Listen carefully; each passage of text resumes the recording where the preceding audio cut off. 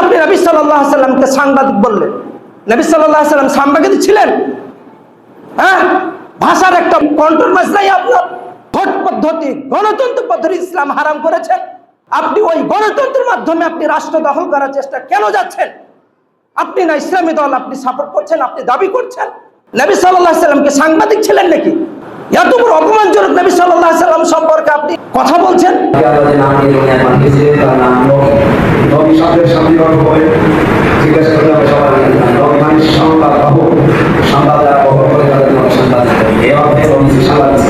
আপনি না বলছেন শ্রেষ্ঠ মুফাসসির, অথচ আপনি শ্রেষ্ঠ মুফাসসির হিসেবে নবী সাল্লাল্লাহু আলাইহি ওয়াসাল্লামের সামনে আপনি অপমানজনক ভাষা আপনি ব্যবহার করছেন। নবী সাল্লাল্লাহু আলাইহি ওয়াসাল্লাম সাংবাদিক ছিলেন? হ্যাঁ, ভাষার একটা কন্ট্রোভার্সি নাই আপনার। আকীদার ক্ষেত্রে আপনার সাথে আমার কখনোই ঐক্যমত হবে না। আপনি দ্বীনি ভাই, আপনার মাসালা, আপনি নবীর নিচে হাত বাঁধেন, আমি বুকের ওপর হাত বাঁধি, আপনাকে আমি সহ্য করব, কিন্তু আকীদার বিষয়ে আপনাকে আমি কখনোই সহ্য করব না। কেন আপনি নবী সাল্লাল্লাহু আলাইহি সাল্লামকে নবী সাংবাদিক বললেন? নবী সাল্লাল্লাহু আলাইহি সাল্লামকে সাংবাদিক ছিলেন নাকি? এত বড় অপমানজনক নবী সাল্লাল্লাহু আলাইহি সাল্লাম সম্পর্কে আপনি কথা বলছেন। নবী সাল্লাল্লাহু আলাইহি সাল্লামের সংবাদের উৎসটা ছিল মহান আল্লাহ রাব্বুল আলামিনের পক্ষ থেকে, আর যে সংবাদটি দিবেন সেটি ছিল ওহী। নবী সাল্লাল্লাহু আলাইহি সাল্লাম ওহী ছাড়া কোনো কথা বলতেন না। শুনুন, আপনি কোরআন খুলুন, সূরা নাজম 3 থেকে 4 নম্বর আয়াত, ওয়া মা ইয়ানতিকু আনিল হাওয়া ইন হুয়া ইল্লা ওয়াহয়ুন ইউহা। নবী সাল্লাল্লাহু আলাইহি সাল্লাম তিনি তার মন গড়া কোনো কথা বলতেন না।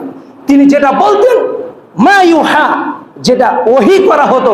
তাহলে নবী সাল্লাল্লাহু আলাইহি ওয়াসাল্লাম যে খবরটা দিচ্ছেন সেটি ছিল মহান আল্লাহ রাব্বুল আলামিনের প্রদত্ত, এবং যেটি তিনি বলছেন সেটি আল্লাহ রাব্বুল আলামিনের আদেশ।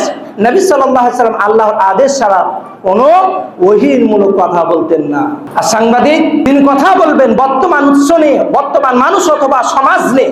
উৎস কিন্তু আল্লাহ রাব্বুল আলামিন নয়, এবং তার খবরগুলো সংবাদ সত্য হতে পারে, মিথ্যাও হতে পারে। তিনি বাস্তবিক ঘটনা দেখে সেগুলো বর্ণনা করবেন। নবী সাল্লাল্লাহু আলাইহি সাল্লাম যেগুলো বর্ণনা করেছেন সেগুলো নবী সাল্লাল্লাহু আলাইহি সাল্লাম জানতেন না, বরং আল্লাহ রাব্বুল আলামিনের পক্ষ থেকে এসেছেন। তাহলে আপনাকে বুঝতে হবে নবী সাল্লাল্লাহু আলাইহি সাল্লামের উদ্দেশ্য ছিল তিনটা। তিনি কোনো কথা বলতেন না, যেটি কথা বলতেন মহান আল্লাহ রাব্বুল আলামিনের পক্ষ থেকে যেটি আসতো সেটি, এবং নবী সাল্লাল্লাহু আলাইহি সাল্লাম হেদায়েতের উদ্দেশ্যে বলতেন। তাহলে আপনি যে সাংবাদিকের সাথে নবী সাল্লাল্লাহু আলাইহি সাল্লামকে তুলনা করলেন, ওই সাংবাদিক কি মানুষকে খবর দেয় হেদায়েতের জন্য? অতএব আমরা জবানের হেফাজত করব, ভোটের জন্য, কয়েকটি ভোটের জন্য আমরা ইসলামকে বিক্রি করে দেব না। ইসলামকে আমরা তার অবস্থা থেকে আমরা বের করে দেব না। অতএব ইসলামকে আমরা ইসলামের অবস্থানেই রাখবো, তাতে আপনাকে সাপোর্ট করুক আর না করুক।